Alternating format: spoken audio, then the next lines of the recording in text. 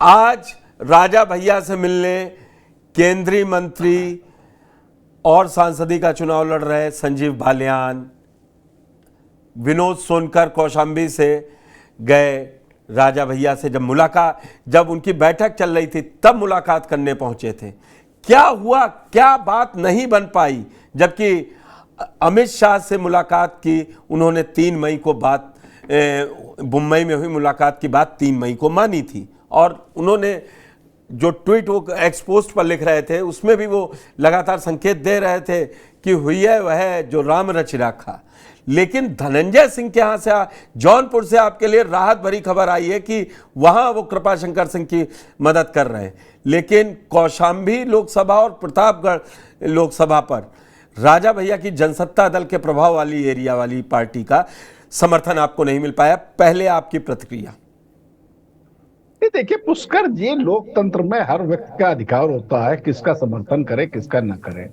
अगर धनंजय सिंह भारतीय जनता पार्टी के प्रत्याशी का समर्थन कर रहे हैं तो निश्चित रूप से वहां हमको बल मिलेगा।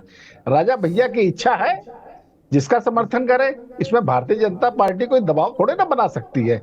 हम लोग 80 की 80 लोकसभा सीटें जीतने का लक्ष्य लेकर के उत्तर प्रदेश में चल रहे हैं। पुष्कर जी, ये मानिए हम अपवाद हो सकता है, लेकिन भारतीय जनता पार्टी का जो परिणाम आएगा उसी के आसपास आएगा। क्योंकि आज की तारीख में हमारे पास 5.5 दर्जन सांसद हैं। आज की तारीख में हमारे पास विश्व का सबसे लोकप्रिय नेता है।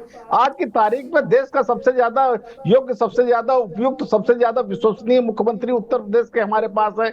आज की तारीख में भारतीय जनता पार्टी उत्तर प्रदेश में 80 लोकसभा सीटें जीतने को लक्ष्य लेकर के काम कर रही है। हम लोगों ने इसके लिए योजनाबद्ध तरीके से काम किया हुआ है। सबसे पहले हमने संगठनात्मक ढांचे को मजबूत किया था, उसके बाद हम लोगों ने बेहतर टिकट वितरण किया है। हमारे पास देश के माननीय प्रधानमंत्री जी उत्तर प्रदेश में पूरा मत के रख दिया है। तमाम तरीके की जनसभाएं, तमाम हम लोगों ने रोड शो, और माननीय मुख्यमंत्री जी भी इसी प्रकार से उत्तर प्रदेश में 1 सैकड़ा से ऊपर जनसभाएं कर चुके हैं।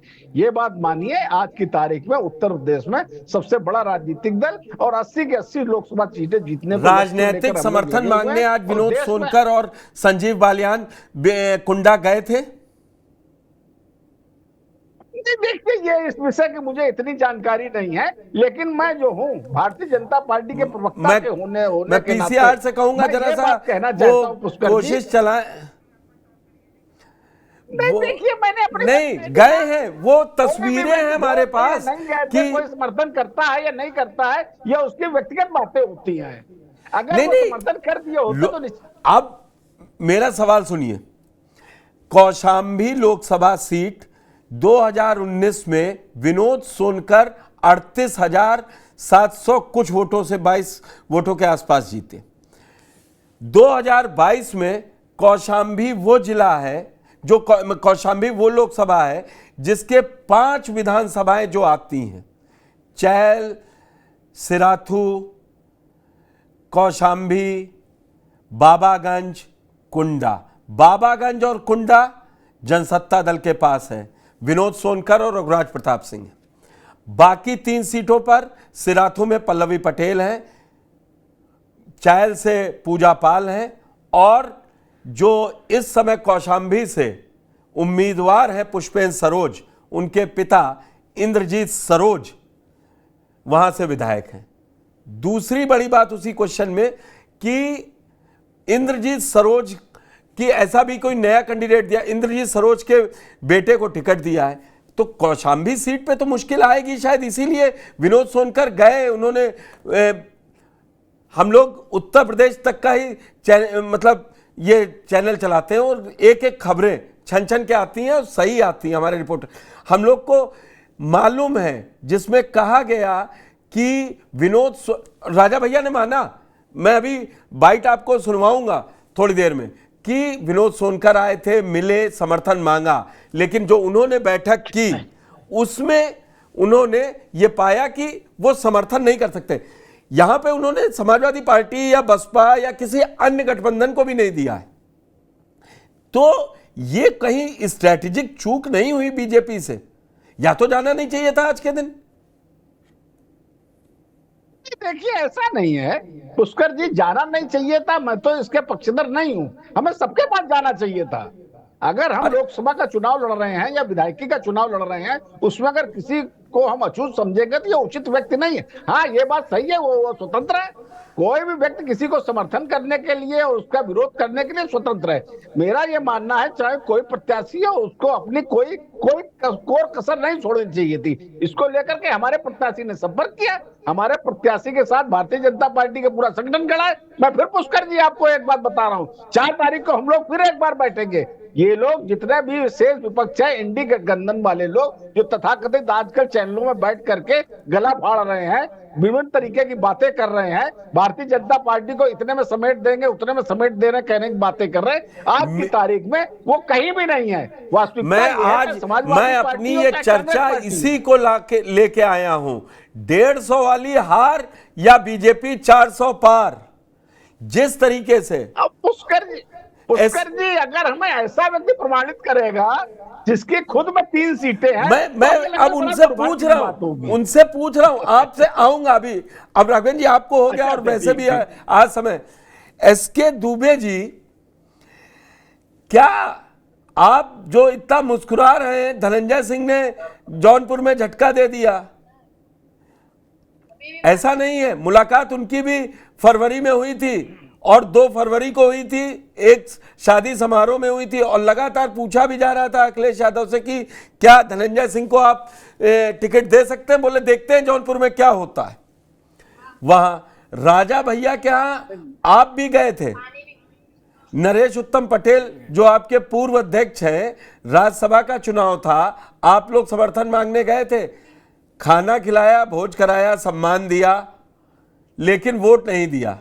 और आपका जो एक सीट जीत सकते थे नंबर के हिसाब से, आपके विधायक भी 8 बीजेपी समर्थित उम्मीदवार के पास चले गए, संजय सेठ के पास, और राजा भैया ने तो समर्थन नहीं दिया।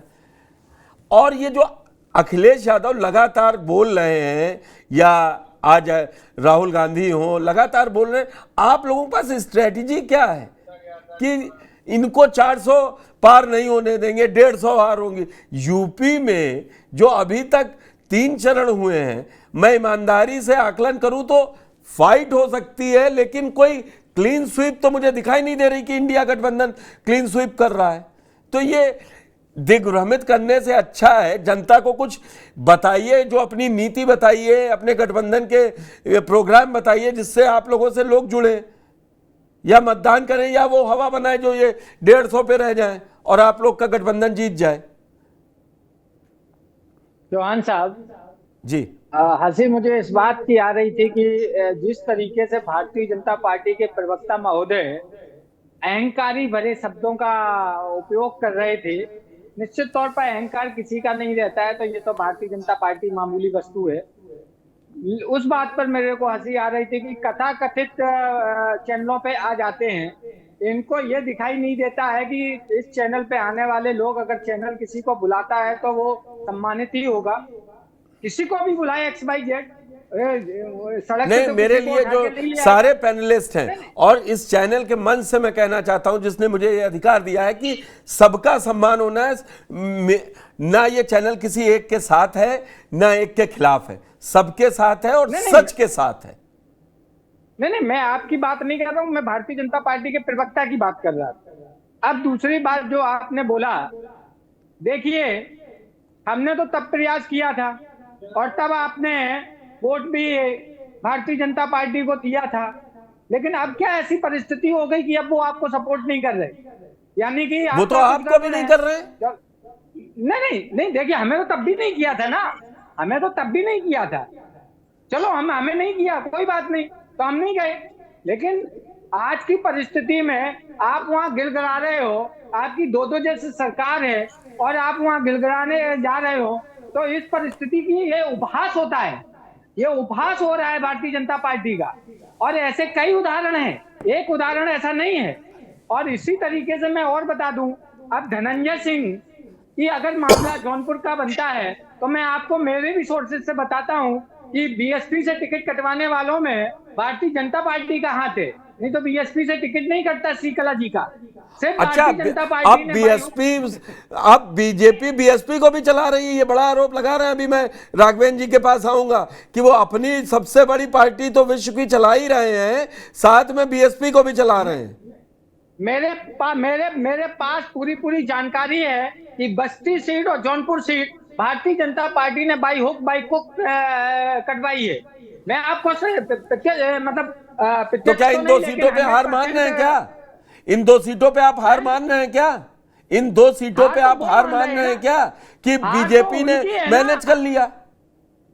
हार तो उनकी हो रही है बीच चुनाव चल रहा है, कैसी बात दुबे जी कर रहे हैं? आपको आपके समाजवादी पार्टी के लोग भी, वोटर भी देख रहे होंगे। आप तो बस्ती और जौनपुर खुद ही कह रहे हैं कि उन्होंने मैनेज कर लिया।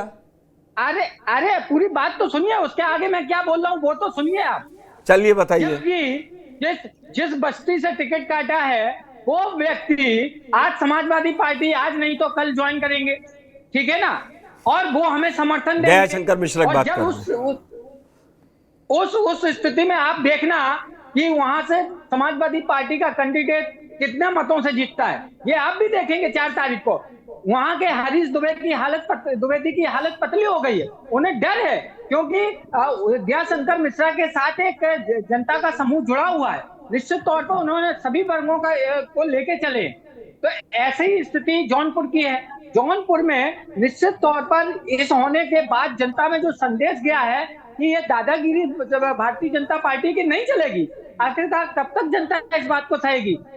उसके लिए तुम अगर आपको जीतना है तो आप इतना बाई हुक बाई कुक क्यों करते हो? आप जाइए, अपने मुद्दे रखिए, जनता आपको पसंद करती है तो आप ठीक है, आप अपनी बात रखिए, जनता पसंद करे, आप सत्ता में आएंगे। लेकिन ये क्या हो रहा है कि हर सीट पे आप देखिए, हर सीट पे ये सिर्फ जोड़ तोड़ और साम दाम दंड भेद अपना रहे। अरे राजनीति में अगर इस तरीके से आप चलोगे तो आपके दिन गिने चुने बचे हैं। राघवेंद्र जी आऊंगा आप पास, आऊंगा मैं, आपको पूरा एक समय दूंगा आपको। दुबे जी एक छोटा सा जवाब दे दीजिए, फिर मैं एके भामरी जी और विश्वदेव राव के पास जाऊंगा। जो आपने कहा ना जौनपुर में बाय हुक एंड क्रोक, ऐसा है, श्याम सिंह यादव भारत जोड़ो यात्रा में भी शामिल हुए और बाद में जब टिकट बाबू सिंह कुशवाहा का ऐलान हुआ, उन्होंने चिट्ठी लिखी। अगर चाहूं तो मैं पढ़ के सुना दूं श्याम सिंह यादव की जो खुली चिट्ठी लिखी थी उन्होंने अखिलेश यादव के लिए। मालूम नहीं मालूम है तो वो भी बोलिए ना, फिर ये सब देख रहे हैं आपको तो भी। उसमें ये भी है कि श्याम सिंह कि आपने धोखे में रखा। भारतीय जनता पार्टी के नेताओं से भी मिले थे, तो वो क्यों नहीं आप सोचते, आप बोल रहे थे भारतीय जनता पार्टी के साथ भी उनकी मीटिंग हुई है, वो भी हुआ है ना। तो आप इसका कम से कम प्रवक्ता स्तर पे आज आपने किया, उस चिट्ठी का जवाब दिया होता सोशल मीडिया पे। समाजवादी पार्टी का मीडिया सेल है ना कि आप खुद ही भाजपा वालों से मिले थे, आपको क्या टिकट दिया जाता? आपके राष्ट्रीय अध्यक्ष पर एक सांसद मौजूदा आरोप लगा रहा है कि आपने मुझे धोखे में रखा। चलिए एके भामरी जी, ये जिस तरीके से, क्योंकि यूपी जब तक नहीं पूरा जीतेंगे 70 के आसपास या 70-75, मिशन 80 हो सकता है राघवेंद्र सिंह जी का हो, तब तक तो आप 400 पार का नारा कम से कम किसी भी पार्टी के लिए बहुत ही मुश्किल है। और जिस तरीके से भी 41 सीटों पे मतदान होना बाकी है और आज 2 बड़ी अहम सीटों पर, और एक कौशाम्बी पर और एक जौनपुर पर, जिस तरीके के छत्रियों, 2 बाहुबली छत्रियों के रुख आए नजर, इसको आप किस तरीके से लेते हैं? धनंजय सिंह का भी और राजा भैया का भी।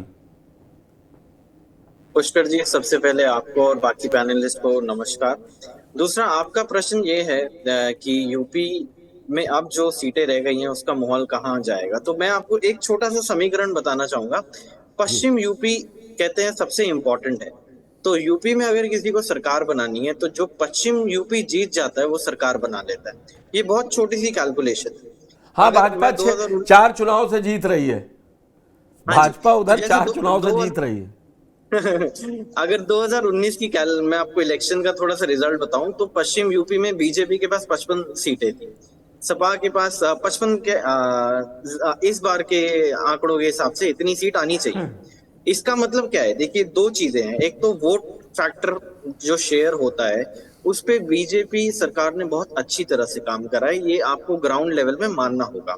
अगर आप देखें तो मुझे लगता है कि माय फैक्टर ही कम से कम 47 सीट्स में है, जो अगर आप यूपी में देखा जाए, और उनका 47 सीट्स का जो वोटिंग परसेंटेज है वो 50% के आसपास आता है, और बाकी सीट्स पे भी ये 30-32% से ऊपर है। सबसे पहला समीकरण ये है। दूसरा, जाट और जो मुस्लिम फैक्टर है ना, आप देखिए इलेक्शन से पहले कुछ लोग नाराज भी थे, कुछ रिप्रेजेंटेटिव लोग नाराज भी थे, और बीजेपी ने उन्हें बड़ी अच्छी तरह से कैप्चर करा है।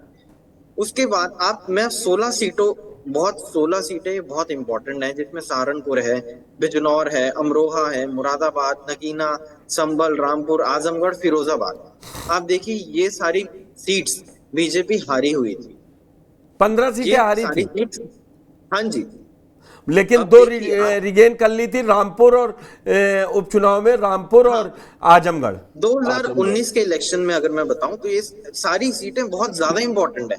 अब उस पे जो समीकरण बनाए हैं, आप देखिए लड़ाई सीधी तरह है, एक बीजेपी और एक इंडिया अलायंस। अपना इंडिया अलायंस को इसलिए बनाया गया था कि मल्टीपल पार्टी, जो ज्यादा से ज्यादा पार्टी और ज्यादा से ज्यादा कैंडिडेट्स एक सीट पे ना खड़े हो, इसलिए बीजेपी को काउंटर करा जा सकता है वोटिंग परसेंट पे।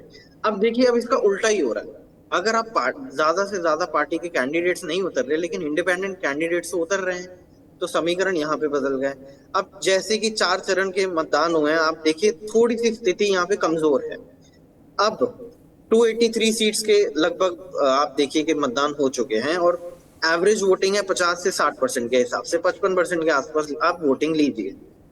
अब जो वोटिंग शेयर है यहाँ पे, बीएसपी और कांग्रेस का जो वोटिंग शेयर है वो थोड़ा सा गिरा है इस मतदाता में, इस इलेक्शन में गिरा है। सपा का लगभग मुझे लगता है कि ज्यादा फर्क नहीं है, 2-4% ऊपर नीचे ही होगा।